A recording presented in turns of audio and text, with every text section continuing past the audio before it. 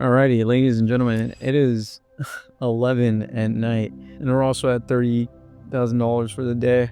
So we're definitely scaling up. But as I was sitting here for like 12 hours today, because it's been one of those days, I was just reflecting on every single mistake I've made throughout my dropshipping career and how painful it was to make these mistakes. And truly, I'm just making this video because I don't think anyone should go through that. Like, I kid you not, I probably made every single mistake in the book, and it has costed me my sanity. But if you watch this video to the end and actually study it, then you're already going to be in a better place than I was. So without rambling on about every single mistake, let's just get into it. The first and probably the most foolish mistakes is that when I first started dropshipping, I would just sell products that I loved instead of products that the market needed. And I was a lover boy. Like, I literally fell in love with these products that no one cared about and no one actually had a use for. I was selling sunglasses, I was selling jewelry, I was selling clothing, I was selling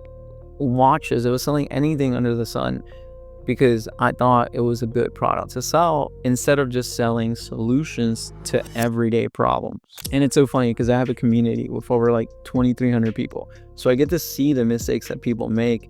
And the first mistake is always choosing some shitty product, something that they want to sell, instead of really finding a solution that the market needs. And if you guys didn't know already, the first winning product that like truly changed my life was the 9-in-1 push-up board. It was the product that took me from my mom's house to traveling the world. It was the first product where I actually felt like I was actually gonna make it by dropshipping. And it was the first product I ever made like 100 grand with. Like, the first month we started selling that product, we made like $70,000. And then the second month we did over like $100,000. Like, it truly changed my life. I started traveling, I started like helping my mom out, I started doing everything, and it's just because that was a product that the market needed. It wasn't an iPhone case, it wasn't like a piece of jewelry, it was a true product that men needed to work out from home.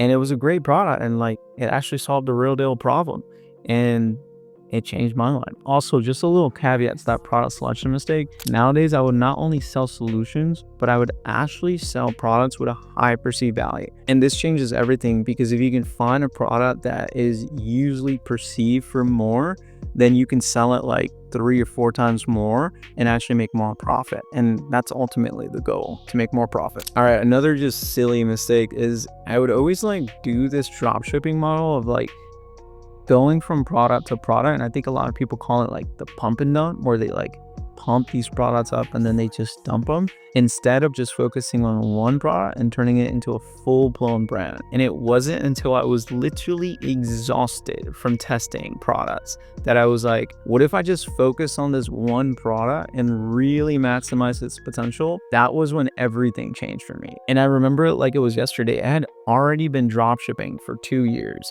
like 2019 and 2020. And up to this point, I was still going from product to product. And then came 2021, where we were literally exhausted from testing products. And we ran into this product, but we had a lot of issues with ads because we were modeling the competitors. We had a lot of issues with our domain, and even the main competitor for the product shut us down. So like, we literally got blacklisted. And at the time, I was really sad, but it turned into a huge opportunity because it forced us to focus on one product. And I kid you not, guys, like, when we focused on one product, everything changed. Like, everything changed. We were able to really understand who we're serving. We were able to make the best content. We were able to make the best ads. We were able to make the best offers because we knew exactly who we were talking to. And this instantly gave us an edge. And I realized quickly that if I would have just focused on one product a long time ago, I would have been 10 times richer. And doubling down on that one product shined light on another problem, which was I was always competing on price and not value. Again, when you're selling so many products, your entire goal is to get sales. So this means 99% of the time, you have to beat the competitors on price. But when you focus on one product and you really understand the customer and how you can provide value to them, well, this leaves you room to craft value-based offers. And that, my friends, is when things get real crazy. Because when you craft value-based offers, you pretty much eliminate the competition. Everyone else is going to compete on price. You're going to compete on value, and you know your customer 10 times better, right? So you're actually going to be able to provide more value and charge them more. This separates you from everyone else. And this is what really allows you to scale. So yeah, like a big mistake my first 2 years of my dropshipping career was plain out just being a Walmart. I was the cheapest in the marketplace. I was competing on price. But when I doubled down on one product, I could compete on value because I really understood the customer. And then another mistake that took me way too long to figure out was just content. There's literally nothing you can do inside your Facebook ads manager, inside your TikTok ads manager. There's nothing, no bid strategy, no ROAS campaign, there's no CBO, no ABO. There's literally nothing that you can do that can compete with making better content. And I say this all the time, but if you really aren't seeing success with dropshipping, 99% of the time is that you're lacking content. I figured out if I could just make more and better content than my competitors, I would win. And that's what I did. I would always go to the ads library of my competitors and see how many ads are they running? How good is the content that they're making? And I would sharpen my skills. I would be like, how can I make this content better? How can I make these hooks better?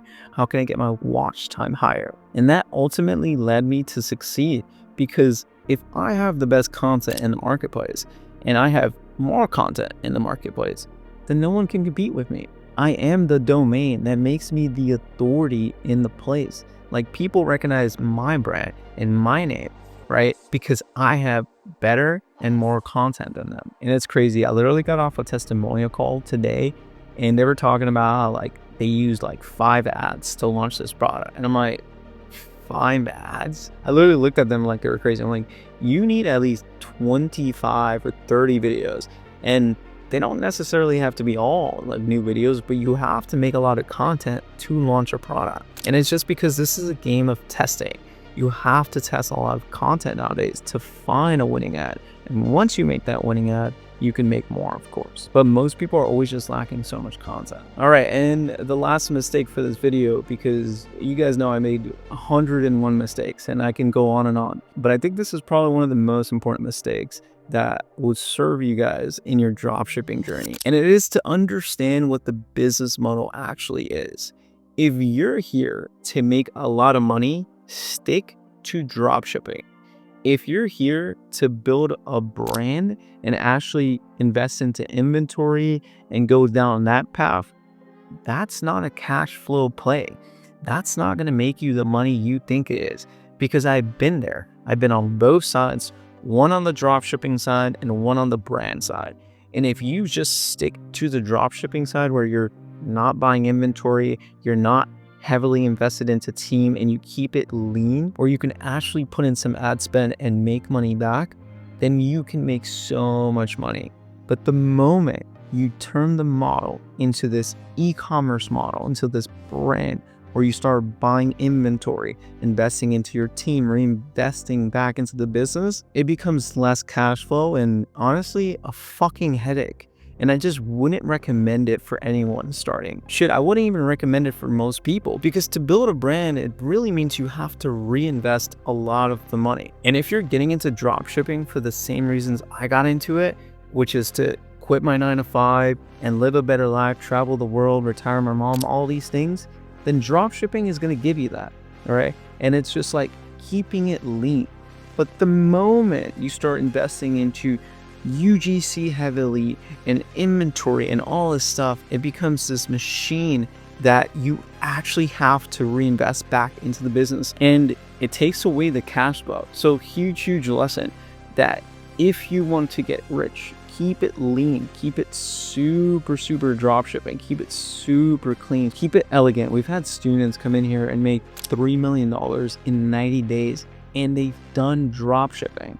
So it has been the clean model, right? But the moment you make that transition and you start buying inventory and getting packaging and all this stuff, it just takes so much money, right? And I just personally wouldn't recommend it until you're sitting on like $1 million in your bank account. So yeah, guys, that was my rant for tonight. I hope you guys got some value out of this video. And You know, honestly, if you guys enjoy these type of videos, make sure you drop a comment, drop a like, and any other videos you guys want to see, just make sure you drop it in the comments. But until next time, I'll catch you guys in the next video. Peace.